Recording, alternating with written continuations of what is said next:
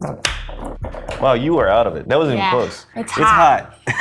It's the middle of damn winter. We're gonna do some whiskey sours. Now you had a new angle. Let's see how the distilleries are making their whiskey sours. What do the distilleries themselves put on their websites whenever they are telling you the cocktail to make with their spirit? A wide range of distilleries. We're determining which distillery has the best whiskey sour. When you search the most classic, or even sometimes if you search the original, this is what comes up. Okay, so this sounds like a good baseline from which to compare the distillery's versions of the whiskey sour coming up. So this one, we have 2 ounces of bourbon. This one does not have any egg white in it. 3/4 ounce of the lemon. 3/4 of the simple syrup.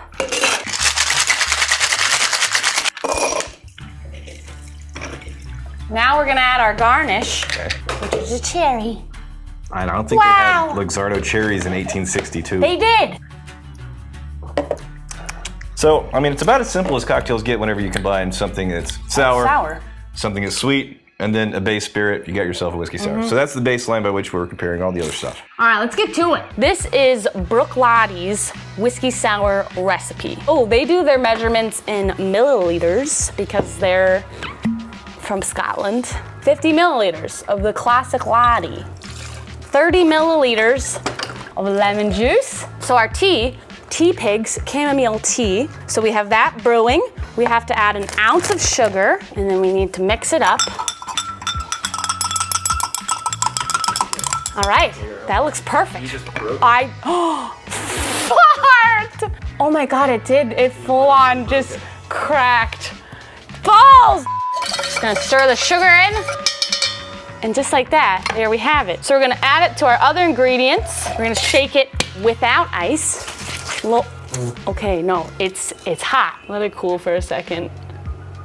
Okay. Oh, dry shake for a whole minute. Okay.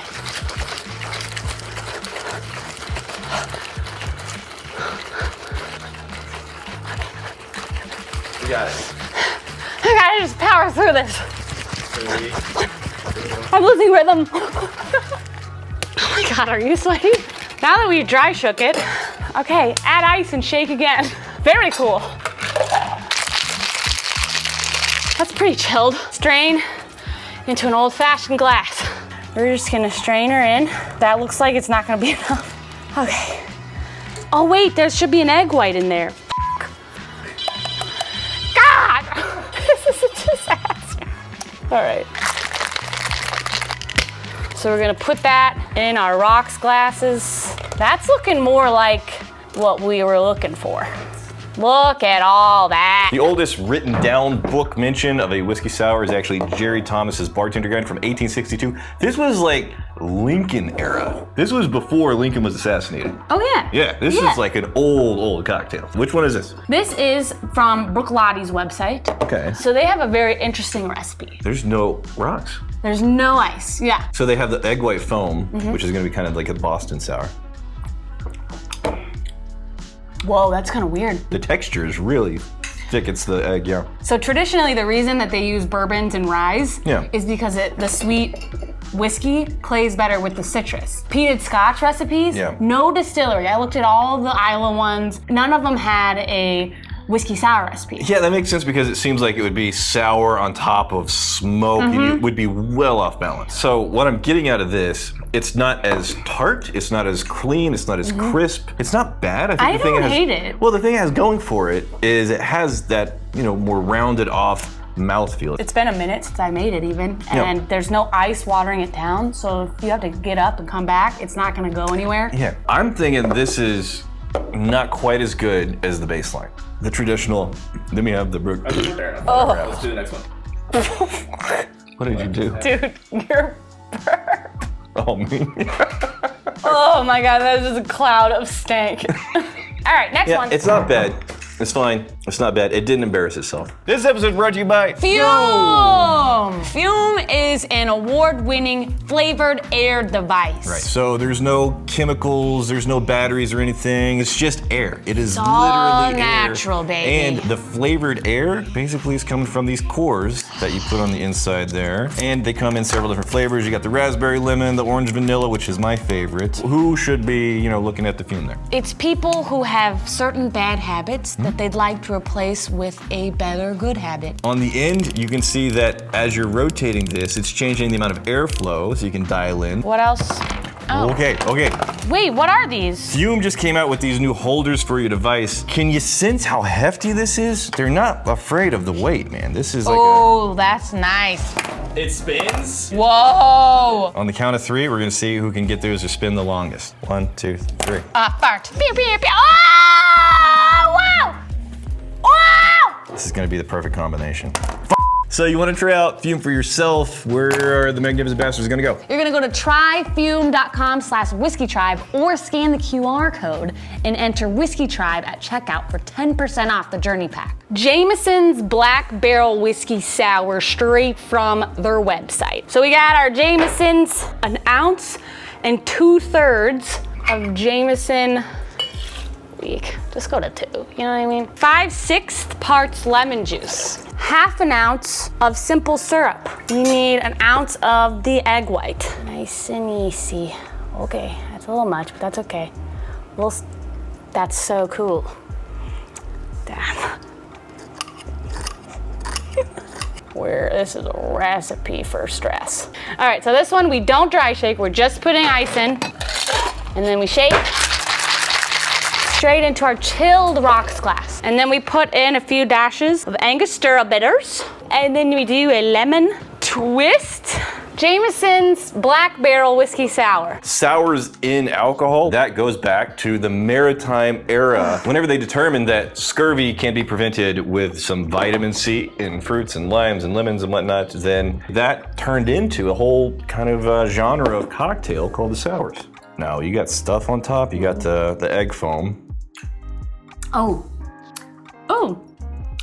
that one definitely has the creamier mouthfeel. Are those orange bitters? They're Angostura. Angostura bitters. I'm liking this a little bit better than the Bruichladdich one. What about you? I would say I agree. Do you like it as better as the base, as much as the baseline? Again, I find there's your whiskey, there's your sour, there's your sweet, like boom, boom, boom. They play well, but you can find them individually. I kind of like this one better. It is more balanced. You liked it better. I'm on the fence, but close enough. I think that is our front leading whiskey sour right now. Okay, next one. This is High West Double Rye Whiskey Sours recipe. So we're gonna do, this one calls for 2 ounces of the High West Double Rye Whiskey, 3/4 of the lemon juice, 1/2 ounce of the simple syrup, and then we need 1 egg. Get off there. We've got our chilled martini glasses. So we shake it until it's chilled with ice first. Then, this is where it gets interesting. Reverse dry shake. Strain it into the shaker. We dump our ice, weird. We're gonna pour it back in, and now we dry shake. Reverse dry shake. Who's ever even heard of such a thing?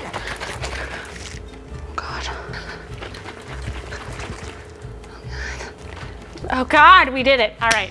So we're gonna double strain it into our martini glasses. Garnish with Angostura bitters and Luxardo cherries. And that is a High West Double Rye Whiskey Sour. So this James Lind guy. James Lind, total piece of shit. No, not the guy that wrote the book. Sorry. Oh my God.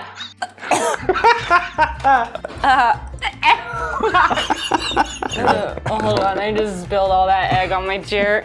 I thought you liked Indian food. All right, you ready? Don't do it again, please. Don't let me forget about James Lind. Huge piece of shit. This is High West Double Rye. Yeah. Dude. Yeah. That's pretty decent. No, yeah. Yeah, and it's complicated too. It's got a nice finish. That's my number one right now. The High West Double Rye in a whiskey sour. So far, I would agree this is the best one. It didn't blow these out of the water. Didn't blow them. Like 1, 2, and 3, I think pretty close. It didn't full on blow them, but it's close. So 1862, these show up in the cocktail, whatever. And then the origin of this goes back to putting citrus in the rations of usually rum for sailors not to get scurvy. Yeah. All the way back to 1740, they could have been, I don't know, not having scurvy. Why? It's James freaking Lynn's fault. Get the other one, I'll tell you. All right, so this is Old Forester's whiskey sour recipe from their website directly. 2 ounces of Old Forester. This is their 86 proof. 3/4 ounce of simple syrup. 3/4 ounce of the lemon, fresh squeezed. 1 egg white. We do another dry shake, and then we're gonna add ice. They use a coupe glass. That's classy. To garnish, we put a few drops of your Angostura. Dude, check that out. You see that? And then we have to add a fruit garnish. But there we go. Ah, God damn it.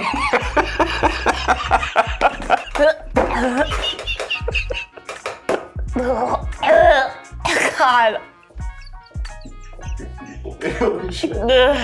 Cheers.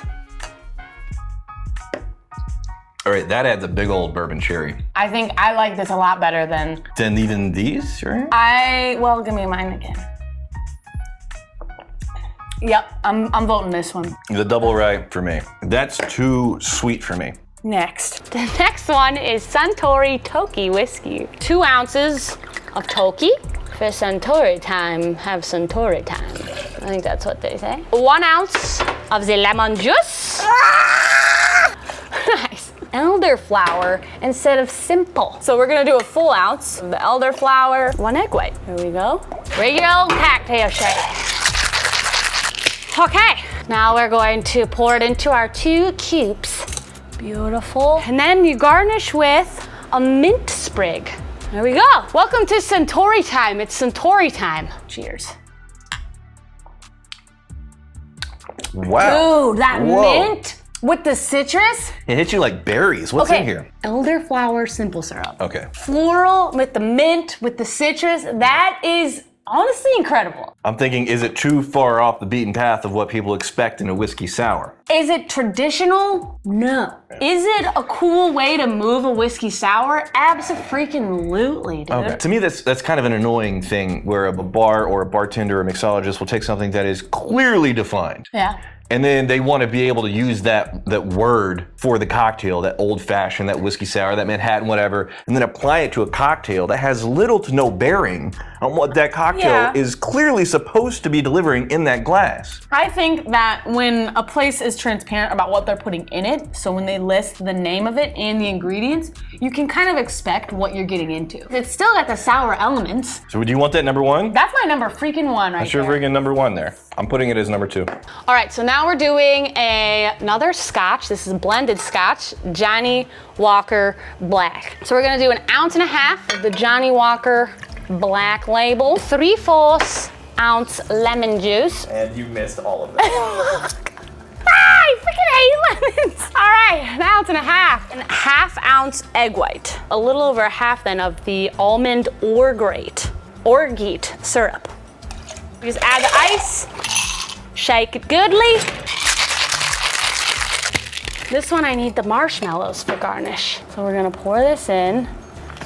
So you toast your marshmallows up a bit. Oh my God, look how cute. Oh man, that's what I'm talking about though, look at that. Back in like the 1740s, when 2/3 of the sailors are dying from scurvy, James Lind, the naval surgeon, his job is to conduct the experiments, like all very legitimate scientific method. They took 12 groups of sailors who already had scurvy. They already had scurvy. They gave one group, hey, here's your vinegar and mustard concoction. Here's your oranges and limes. All of the scurvy guys pretty much had the horrific consequences you would expect, except the limes and oranges group, full recovery. But James Lind went into his own experiment with the expectation that scurvy comes from toxins in undigested food. Clearly, this is an irrelevant result. He could have prevented scurvy since the 1740s, saved countless people, but it didn't fall in line with his expectations in his own freaking experiment, so he wrote it off. For science, though. Yeah, you're right. Killing people for science is a legitimate use of science. Hey, there's marshmallows on Okay, this. so this one here is Johnnie Walker Black Label Blended Scotch. Johnnie Walker. Oh, you smell that's nice on the nose. It's pretty much all marshmallow. You get the marshmallow right there. Yeah, problem is that this one has ice, and it did water it down just a smidgen. I'm gonna mix it a little bit. I'm gonna mix it. Still, the Scotch is weird. It does not belong in a whiskey sour. Okay, wait a second. I will eat your marshmallow. Wait a second. Now drink some. Let's try it. An essential garnish for Scotch whiskey sour. You have to have the marshmallows. Roasted marshmallows. Once you have the marshmallows out of the equation, no.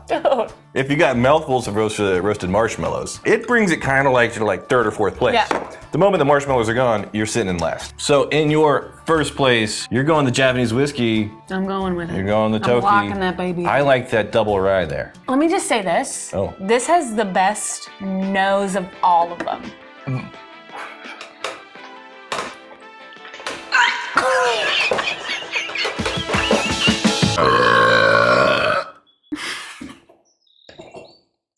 That's right, we had lunch together.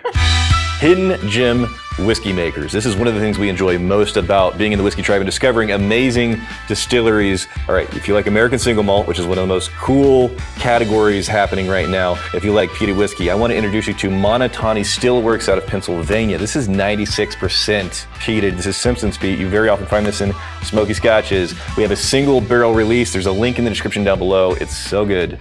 Check it out.